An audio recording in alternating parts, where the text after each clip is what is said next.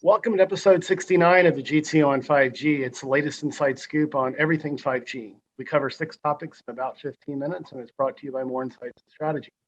I'm Will Townsend, and joining me again this week is fellow analyst Anshel Sag. Let's get started with my first topic.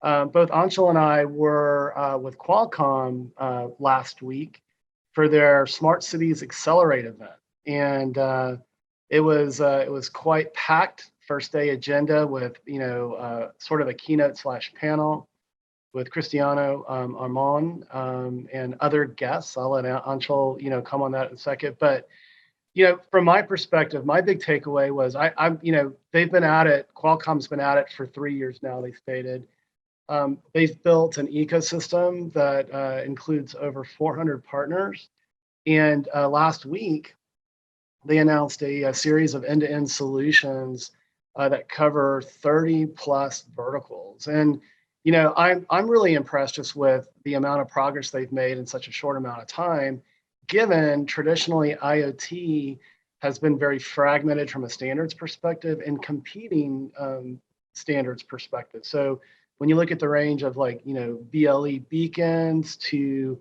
Wi-Fi enabled IoT devices, to obviously LTE and 5G, you've also got LoRaWAN in the mix, but I think this really points to just the strength that Qualcomm can bring to a focus, and just at a high level, some of the solutions they demonstrated that actually Qualcomm uses today at their campus headquarters is quite impressive. But what were your thoughts?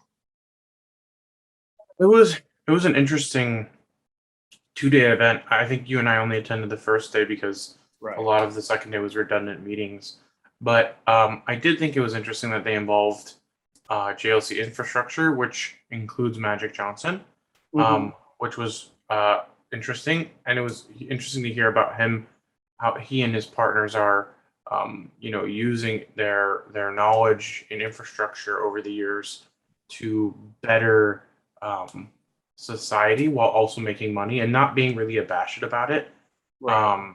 So I think it's a positive thing there.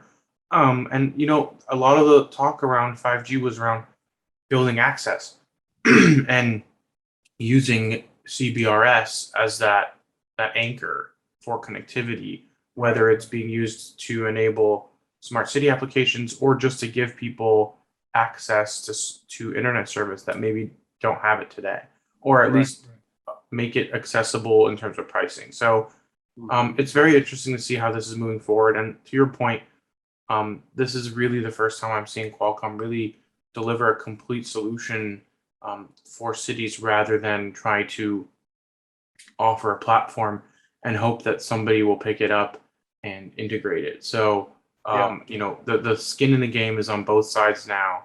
And I think that, with Qualcomm partnering with cities rather than treating them as a customer and using it as more of a partnership when they do these deployments, I think it's going to benefit them in the long term. I agree. And you and I collaborated on a Forbes article that we'll be posting shortly after we post this podcast. And so if you're interested, you can, follow Anshel or I on Twitter, and we'll have a link there. We'll also do that on LinkedIn as well. But let's move to your first topic this week. And I caught this news as well. Dish is going to be offering a new phone, and they're taking an interesting approach with respect to bundling service with it, right? Yeah, so this phone is specific for Boost Mobile, which they acquired when Sprint was acquired by T-Mobile. And basically, what it is um, a $280 phone with 5G capabilities, and it has a MediaTek 7,000 Dimensity chip, which allows it to be fairly inexpensive. And they're also offering 12 months of free unlimited talk, text, and data, capped at 35 gigs per month. And it's an interesting model because it's really designed to try to incentivize users to move over to 5G as fast as possible, and to do it at a very affordable price point. And it's going to be interesting because they're using band 66 and 71, which are AWS and 600 megahertz bands, meaning that it will, have pretty good coverage. But what will be interesting is to see how these devices will be used long term as Dish starts to transition their MNO network over to AT&T. So we'll see what ends up happening in terms of spectrum and bands and bandwidth for Dish customers. But it is really interesting to see them coming out with their own 5G phone specifically for Boost customers. Yeah, and we've talked about Dish in the past, and they're going to have to be differentiated with respect to their go-to-market relative to, the other established, tier ones in the United States. And like, this isn't anything like mind-blowing, but it is a different, approach for a prepaid scenario. And I believe I read a stat that based on not only the Boost acquisition, but they've been picking up a few other MVNOs, that they've got nearly 1 million customers out of the gate when they launch their 5G network that they can potentially go cross-market to. So I think it's a smart move, and I think we'll see more differentiated strategies from them. I'm looking forward to seeing what they offer from an enterprise perspective, because as we've discussed in the past, that's where I believe the most transformative 5G use cases are going to occur. But with that, let's move to my second topic this week, and I want to talk about British Telecom. They've been very focused on drone applications, and they recently announced a pilot that they conducted at a port. And when I spend time in Europe, it seems like all of the operators in Europe are super excited about the applications of 5G technology within a port. When you talk about just monitoring all the volume of containers that are coming in and out, and just all the logistics that are required. Drones can be an important part of that. One of 5G's superpowers is obviously low latency, and you need that to be able to have that tactile operation of the drone. Also for video and that sort of thing. I know you're a drone aficionado. You like to fly your drones, but I think this is pretty impressive. BT is also leading a Project XCelerate, and it's sort of a kind of a consortium in Europe that is focused on creating the first drone zone where drones and commercial and consumer aircraft can coexist. So it seems like BT, and I'm impressed because most of the European operators, from my perspective, like EE and others, with the exception maybe of Telefonica, they've been very focused on access and just pushing the 5G service out. And BT really seems like they're focused on a pretty discrete use case that could be of high value. So don't know if you have any other input you'd like to add there, but would love to hear. Yeah, I would say that I think because BT is more of like a legacy telecom company, they have a lot more like enterprise and governmental customers. So I think they just have more visibility into what enterprise use cases might be versus what consumer focused services might be That's pushed by other carriers. Yeah. No, that's a great point. That's an excellent point. Well, hey, let's move to your second topic this week. And you want to talk about, Samsung Networks has been very busy. It seems like you and I, we get updates almost daily on things they're doing, but they recently conducted a millimeter wave trial in a particular subway. What were the details on that? Yeah, so they were testing out millimeter wave, specifically 5G millimeter wave, as a backhaul for a Wi-Fi network using Samsung's 5G compact macro. And basically what they're able to achieve is 1.8 gigabits per second over this Wi-Fi network using 5G millimeter wave as the backhaul for these Wi-Fi access points. And they're able to do that on an S21 Ultra, which if I had it here, I would show you, but I don't know where I put it. But what's interesting is previously they were getting about 71 megabits per second in the Seoul Wi-Fi zone that they had pre-installed in the subway. And then they upgraded it using a 5G millimeter wave backhaul with 800 megahertz in the 28 gigahertz band, and boom, they went from 71 to 1.8 gigabytes or gigabits, which is 25 times faster. That's unbelievable. Yeah, that's And it's huge. because running, as long as you have line of sight, and you might not even need line of sight in a subway because you can just get it to bounce down the tube. Yeah, But they're able to get good signal, and they don't have to, drop any more fiber. They don't have to, dig, which is not ideal in a subway at all. yeah. So yeah, it's really interesting, and hopefully we can see more of this happening in subterranean applications. Yeah, and there's no question that 5G will support autonomous operations of not only vehicles, which has been a big poster child use case, but I mean bullet trains, locomotives, subways, and obviously subways are challenging areas because they're underground. There's a lot of metal, and to your point, with millimeter wave, there's probably a way, and there are lots of companies that are figuring out ways, to repeat signals and that sort of thing with small cells. So it is definitely an interesting application, and we'll definitely keep our eyes and ears open on that and report back on future podcasts. But let me hit my third and final topic this week. And AT&T and Corning announced a fiber deal, and I think this is really important. I mean, there's no question that we are continuing to see, supply chain shortages and challenges. AT&T has made some pretty bold statements with respect to investing in fiber in the neighborhood of tens of billions of dollars a year annually.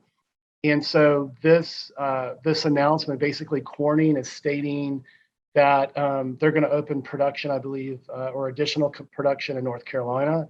They're going to invest over $150 million to start producing more fiber optic cable. And they believe it's going to create over 200 jobs. So this is a win-win in a number of different, areas. One, job creation. It'll probably lead to even more jobs than 200 down the road. But certainly this will allow AT&T to maintain, its commitment to deploying fiber. And, where this is really going to help them, obviously, is from a backhaul perspective. When you look at what they're doing with their 5G deployments, as well as supporting and growing their footprint with their multi-gig broadband service, which I happen to have recently had installed. I'm demoing it for 6 months, and I got to tell you, I'm quite impressive with the speeds that I'm seeing in my home. So I don't know if you had any further comment here, but would love to hear it. No, I think it's a positive announcement. I think they're going to need that kind of capacity if they're really going to ramp their fiber deployments as they've been claiming they will be. I used to be a fiber customer, and it's a really good service. Yeah. I have no ill things to say about it. It's been very reliable, extremely fast. I hope everybody has access to that kind of internet service because Yeah. right now, I moved to a place where I have copper, and I'm paying basically double for the same speeds, but also no upload. So Yeah. it's just not as good of an experience. So I think everybody should have access to fiber. And if AT&T is really serious about this, I think that it's going to be a real net positive, especially when you look at every new development I see here around here in San Diego basically is AT&T fiber enabled. Yeah. So when I'm actually really shocked when I see a new development and it doesn't have AT&T fiber. So I think that's kind of the core of what I'm seeing their strategy being, that a lot of their new customers that they're bringing online are new developments, Yeah. and they're a lot more dense housing. So they're able to justify the fiber rolls out to a single complex because there's hundreds or thousands of units in one complex. Yeah. Yeah. Well, it's impressive when you talk about the broadband. I mean, AT&T's broadband business is a $10 billion business. So I mean, it's no question. There's no question as to why they're making these huge investments in fiber, and this deal will certainly allow them to continue that momentum again in light of some short-term supply chain challenges. But Let's move to your third and final topic this week. And you want to talk about drones as well, but you want to talk about New York. Yeah, so New York State has been one of the few states that's really been pioneering with drone development. And they just announced that there will be a 50-mile corridor, which is a 100 square mile testing zone. And this will be the first in the nation network, specifically for testing unmanned aircraft, as in there it will be 5G service along this entire network between Syracuse and Rome, and it will basically allow startups and other companies in the drone industry to test their drones in a commercial application, and improve their capabilities beyond line of sight, which is something that we saw at the Qualcomm Smart Cities event, was some drone testing. Yeah. And they talked about different drone applications over 5G and how there's full automation in these drones nowadays. And the thing is that the state has also invested over $70 million in these drones programs, and they have a company, I believe it's called U something, but basically they have multiple consortia. And they have a New Air, which is a nonprofit, which is the one that's running this.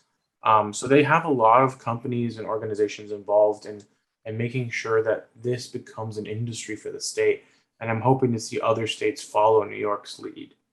Yeah, this is cool, and it's very similar to that Project XCelerate that I was referring to early in Europe. So Europe and the US are focused. I am surprised that it's happening in New York when you think about the density of the population and their ability to be able to carve out this, this sort of, flight zone. I would expect that it's going to happen in Texas. I mean, we call ourselves in Austin the Silicon Hills to the Silicon Valley, and certainly, we have Tesla and SpaceX here in Texas now, and I read just this morning that with press releases being issued stating Austin, Texas, with Tesla, that they may be moving their headquarters here, soon.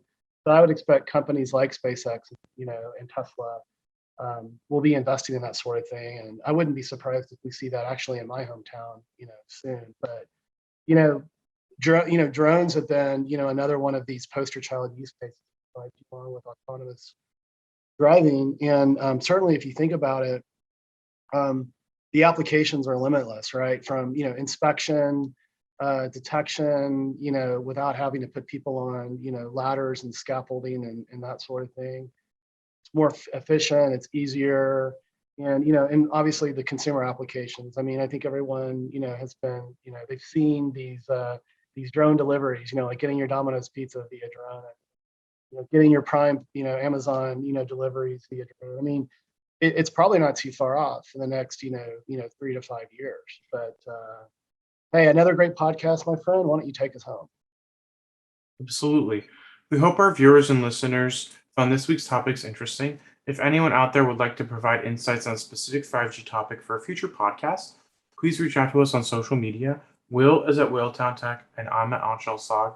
We hope you have a great weekend, and please tune in again next week.